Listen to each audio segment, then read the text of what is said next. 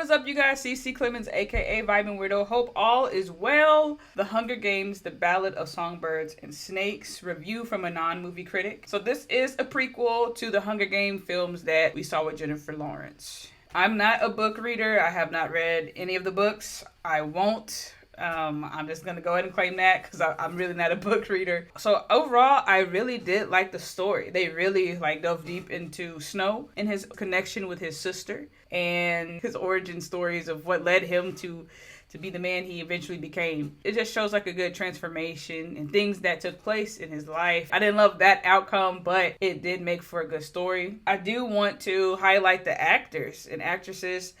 I love seeing Hunter Schafer in here. This is her first movie role I've seen, period, outside of doing the Euphoria show. I think she did a really great job. And every scene, I just was captivated by her look. The makeup, what she was wearing, her hair. Great job on that. And you could see how she was like a contrasting voice to her brother. And trying to be the voice of reason, seeing that dynamic play out too on the big screen, that was really cool. Viola Davis, what I got from her in the trailers is exactly what she delivered in the movie. Very chilling. I hated her so much. I wanted her to die. I hated her with a passion, and that means she did a great job playing her role. It's a very powerful performance. Now, the one I want to talk about the most, we got Peter Dinklage in there, some others, but the one I want to talk about the most is Rachel Ziegler. I know I've heard stuff about things she may have said that has ruffled some feathers or whatever. I really don't get into that, but I was very, very impressed with her. I A+++ for her. Some parts where she acted felt a little weird at first, but over time, she did a great job. The way this woman sings. I didn't know she was a singer. There are some points in here where she sings, which I wasn't expecting, but it was okay. It wasn't musical vibes. It wasn't like that. But I was blown away every time. I was like, this woman has a phenomenal voice. Oh my God. I was most blown away with that, to the point where I don't even like hearing musical notes in movies, but it was workable for me. And I was just blown away instead of annoyed. I was like, oh. I could see why they wanted her in Snow White. There's still some things up in the air about that I haven't really looked too far into. I'm just hey, give me a trailer.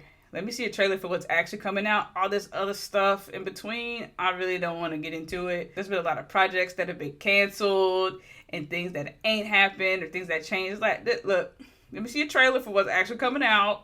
And then I'll go from there. But yeah, I absolutely see why they want her. Her voice is phenomenal. The woman is talented, and I got to give her props for that. Everything else was good. Just the visual elements of it. Time setting of it. It's just a more dull, kind of lifeless feel to it.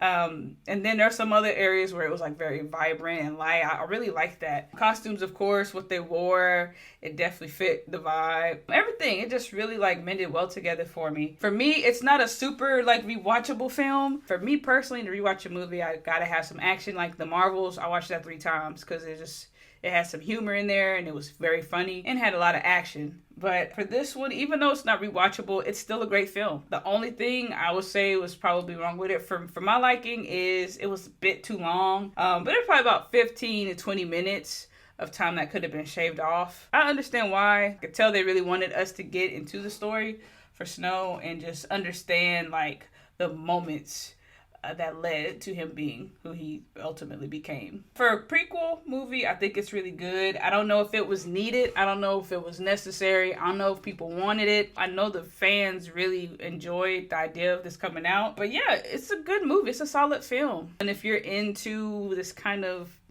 drama, romance movie, kind of a thriller, but more so of the drama and the romance, I would definitely check it out. I know this is an IMAX, not something you need to see in IMAX or even a premium screen. Outside of the Hunger Game part of it, it definitely leaned into the drama side of it more and the romance side of it a lot more, which is great. It's just not my vibe. It's not my cup of tea. And it was a tad bit longer than I would have liked. So I would give this a solid A. This was a solid film and I would check it out. If you want to have a fun time though, if you haven't, I would watch The Marvels or Trolls or something. I haven't watched Trolls yet, but if you want to just escape for 2 hours tops, have a good time, laugh, yeah, watch The Marvels. if you want to like get indulged into a story, see some great acting, good plots, more of a slow burner, definitely watch Hunger Games. And that is all, you guys. Those are my thoughts. Let me know yours in the comments. Don't forget to like and subscribe. Drink your water as always. Have a great day. Peace. Sure you can!